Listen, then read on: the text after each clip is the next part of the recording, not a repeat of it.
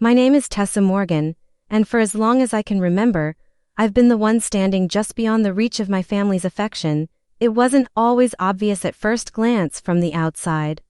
We appeared to be a perfectly ordinary family holidays, spent gathered around the dinner table, photos displayed neatly on the mantel, smiles arranged just so for friends and neighbors, but behind closed doors, in the quiet spaces where truth lives, I always felt a subtle distance, a coldness that lingered in the air whenever my parents looked at me compared to my brother. My brother, Ethan, was everything my parents ever wanted. He had charm, confidence, and an easy laugh that filled rooms and warmed hearts effortlessly.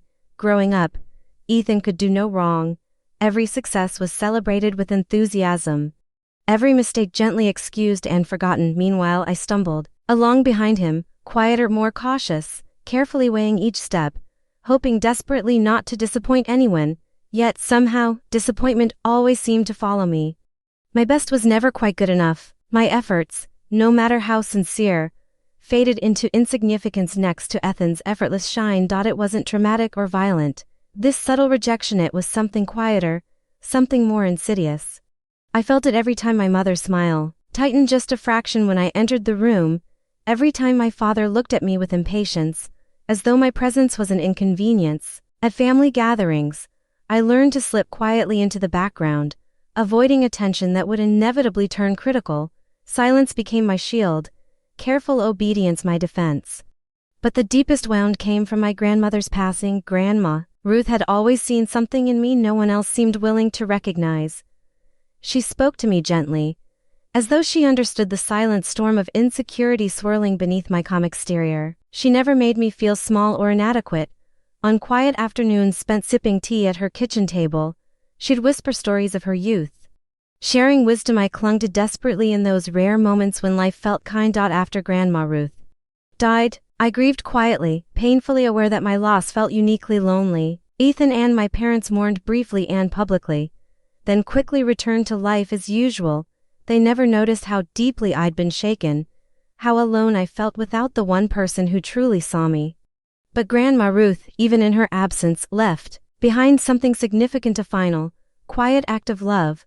She had placed both Ethan's and my names equally on the deed to her old, beautiful heritage home, the home that now belonged to my parents. It was a silent, powerful gesture meant to remind us both of our worth, a gesture that went entirely unnoticed by my family, who assumed my presence on the paperwork was merely a formality.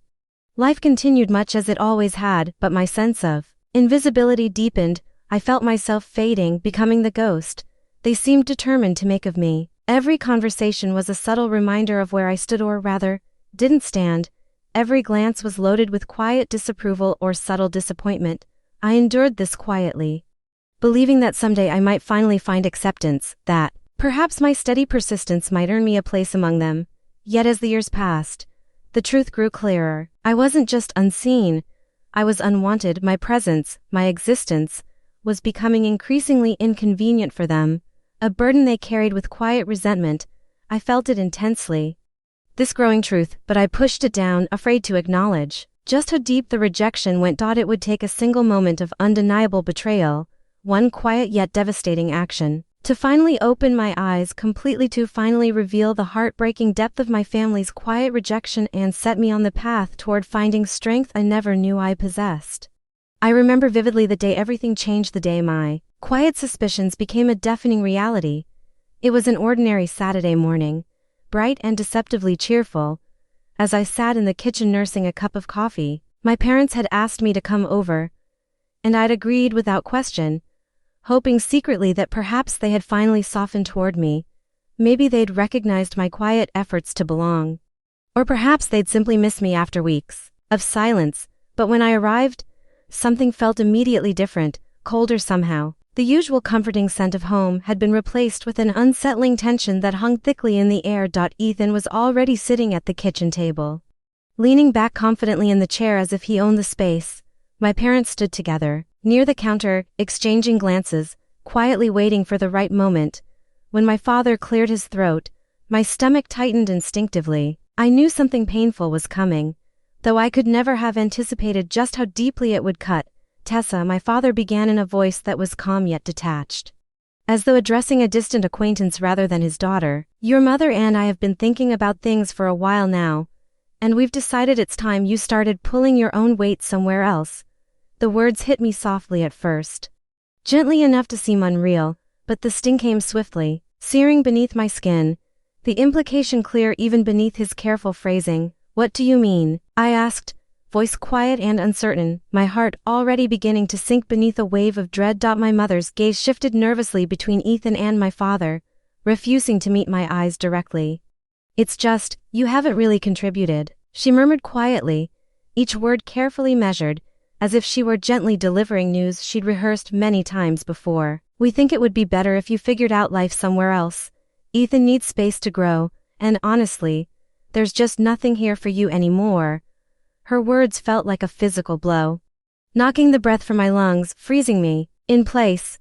I turned to Ethan instinctively, hoping for even a flicker of sympathy, but instead, I found quiet triumph reflected back at me. He was smiling slightly, the way he did whenever he'd won something important. This moment, I realized painfully, was exactly what he'd wanted. "We're giving the house to Ethan," my father continued calmly, as though explaining a simple decision rather than altering the course of my entire life. "He has plans, ambition. You, Tessa, you're holding everyone back." Every carefully hidden insecurity, every quietly swallowed doubt surged suddenly to the surface, overwhelming me. It hurt more deeply than I ever imagined possible. Being dismissed like this, discarded as though I had never belonged in the first place. Yet, despite the intensity of the betrayal, I remained silent. I didn't shout or argue or even cry. I merely stared at them, feeling a quiet numbness spread slowly through my chest, dulling the initial sharp pain into something heavy, something aching and inescapably sad. I nodded quietly, accepting their words without protest. I left the table, walked to my room, and began silently packing my things. They didn't follow me. No one asked if I was okay. No one said a word as I moved through the house, collecting fragments of my life. My entire existence there had been reduced to a few quiet boxes, stacked neatly in the back seat of my car. But as I closed the door behind me, feeling the weight of their quiet rejection fully settle into my bones, one thought offered a small, secret comfort. They'd forgotten something crucial, a detail quietly tucked away, something my grandmother had ensured would protect me, even in the midst of my quiet devastation. I held onto that fact. My name was still on the deed. My grandmother, Ruth, was the only person in that family who ever seemed to truly see me, not just as the quiet, overlooked daughter or the shadow trailing behind my brother, but as someone with worth, with dreams, with a heart that mattered. She had a way of looking past the surface, past the smiles that hid my hurt and the silence I clung to her. I was never a burden. I was always, simply, her granddaughter.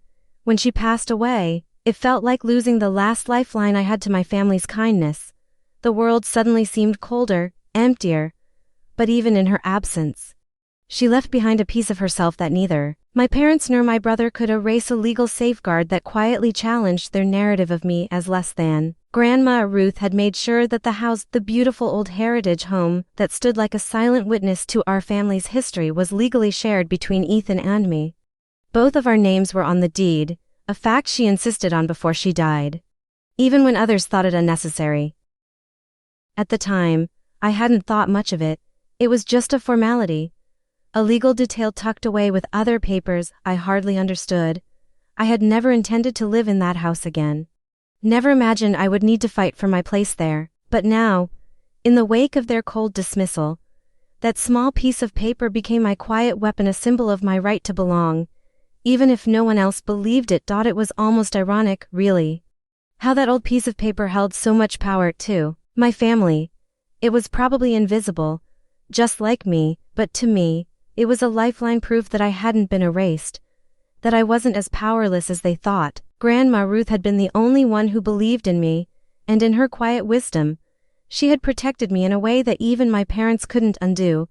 I tucked that deed away, holding it close to my heart as a secret reassurance. It was the one thing they hadn't taken from me. As the days passed and their silence grew louder, I clung to that knowledge, letting it strengthen the small fire that was growing inside me. I was determined not to let their words define me, not anymore. Grandma's gift was more than just a legal document. It was a reminder that family isn't always about loud declarations or public approval. Sometimes it's in the quiet acts of love and protection, in the belief that even when you feel forgotten, you still matter. And that belief was going to carry me through the hardest fight of my life, for months after I left. The silence from my family was deafening. Every call I made was ignored.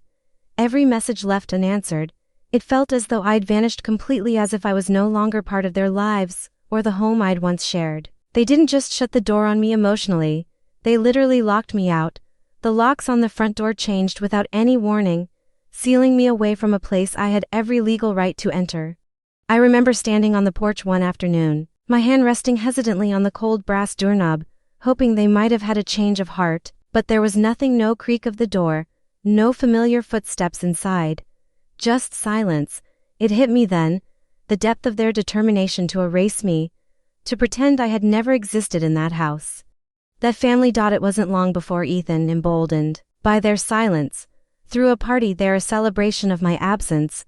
I heard through mutual friends about the night he bragged that he'd finally gotten rid of me, that the house was his alone now. The thought of him, laughing with his friends, in the space that was also mine, ignited a mix of anger and sorrow inside me. But even then, I kept my anger buried beneath layers of quiet resilience. I refused to stoop to shouting matches or public scenes.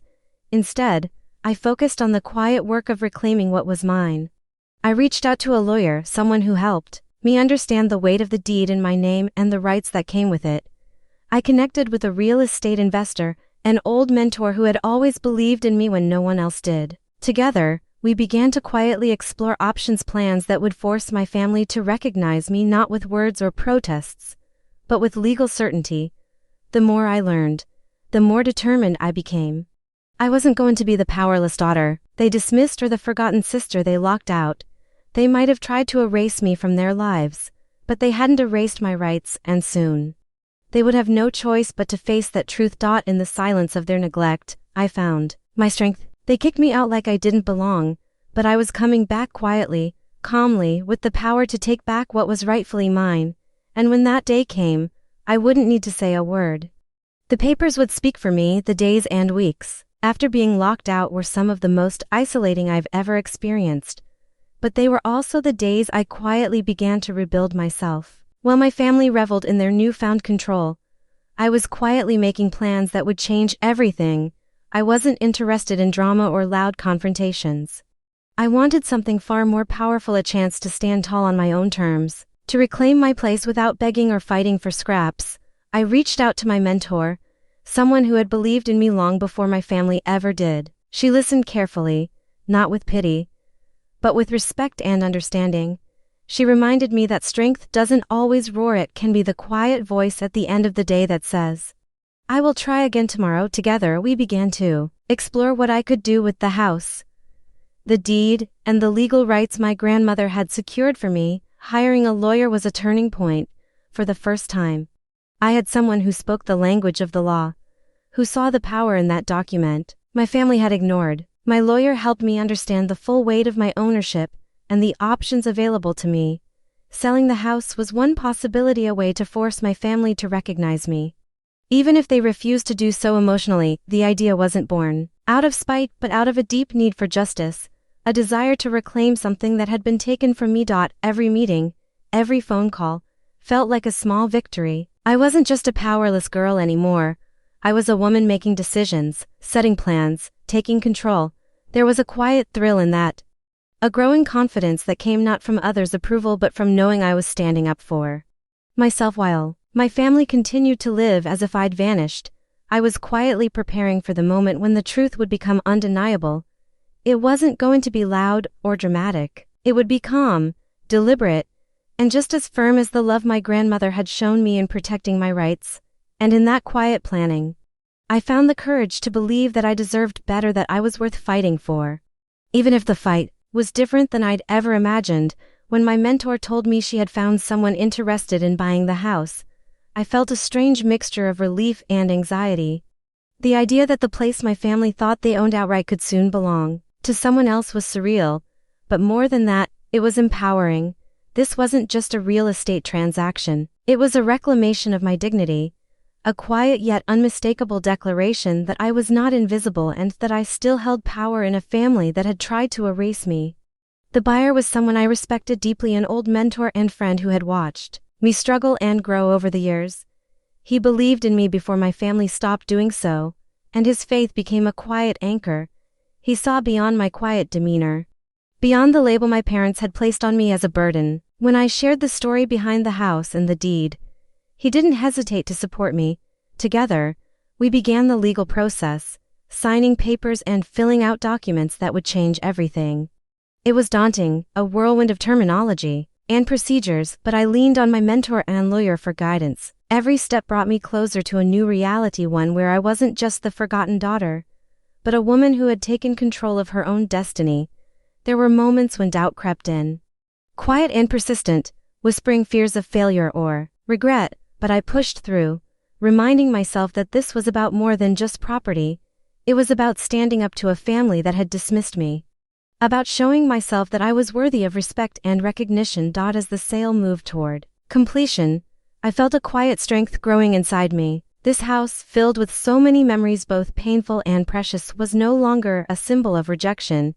It was a symbol of resilience, a reminder that even when the people you love fail you, you can still find ways to protect yourself and reclaim your life. And when the day came to tell my family, I would do so not with anger or tears, but with the calm confidence of someone who knew her worth. The house was no longer theirs alone. It was mine too, and I was finally ready to make them see that. The day I signed the final papers was one of the most surreal experiences of my life. I remember sitting at the lawyer's desk, the weight of the documents pressing down on me in a way that was both terrifying and liberating. Each signature I placed on those pages felt like a step away from the daughter who had been pushed aside and toward the woman who was finally reclaiming her voice. I could feel the quiet tension in the room, a mixture of anticipation and relief. My mentor sat beside me, offering steady support, while the lawyer explained the last few details with clinical precision. I nodded along, absorbing the information but mostly focusing on what this moment meant to me: justice, closure, and new beginnings.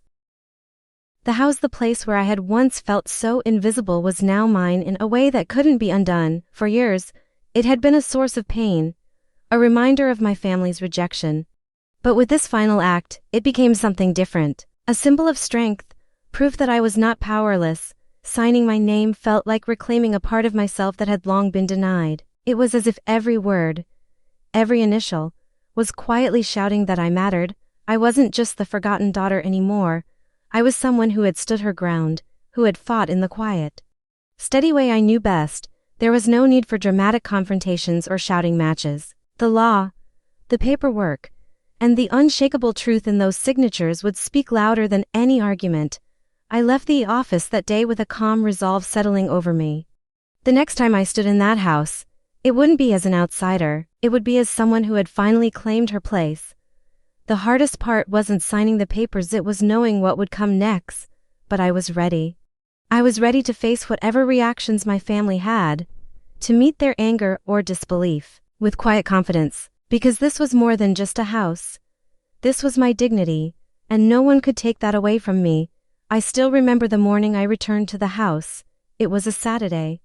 The kind of quiet morning where the world seems paused, holding its breath. I wasn't alone. I brought my mentor, my lawyer, and a stack of documents that felt heavier than any suitcase I'd ever carried. In my hand was the proof of years of silent endurance and quiet strength, and beneath my calm exterior, my heart pounded fiercely.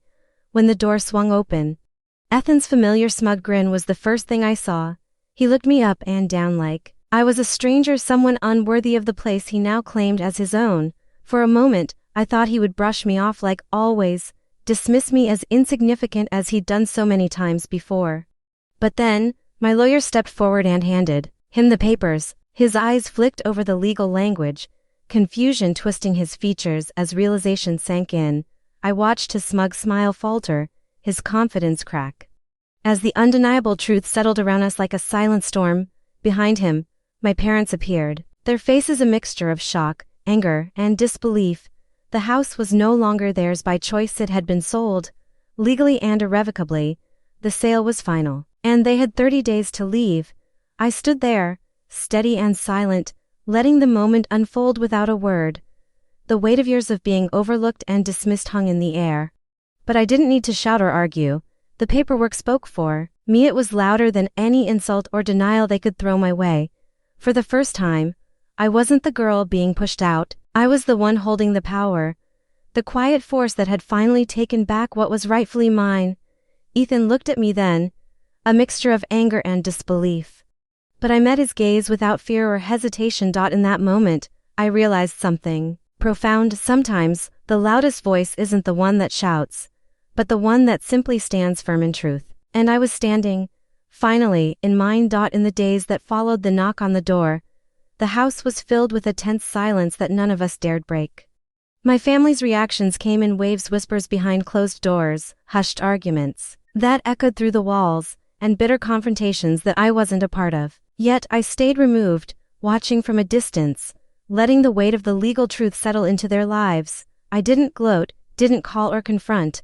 I simply waited, quietly confident. 30 days might have seemed like a short time to them, but to me, it was a victory measured in patience and perseverance.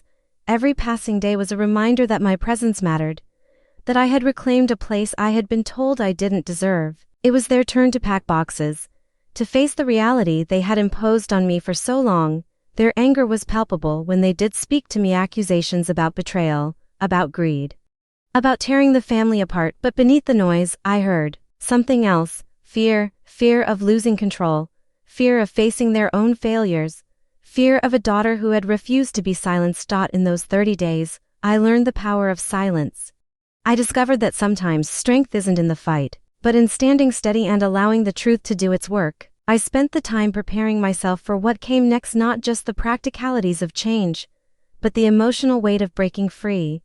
And when the final day arrived, and the keys were handed over, I felt a quiet sense of peace wash over me. This house, once a symbol of exclusion, had become a testament to resilience. It was no longer just a building, it was the place where I had reclaimed my voice, my dignity, and my power.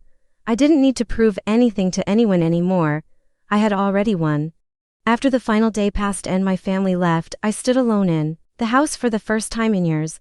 The silence was different now, not heavy and oppressive, but calm and full of possibility. Walking through the empty rooms, I felt a strange mix of emotions: sadness for the years lost, but also hope for the future I was finally free to create. This house, once a symbol of rejection and exclusion, had become mine, not just legally, but in a deeper, quieter way. It was a space where I could begin to heal, where I could rebuild a sense of self that had been buried under years of doubt and dismissal.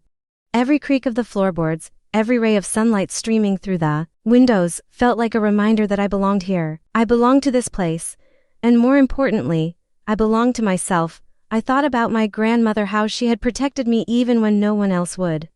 Her faith in me was now woven into the very walls around me, a legacy of quiet strength that I was determined to honor.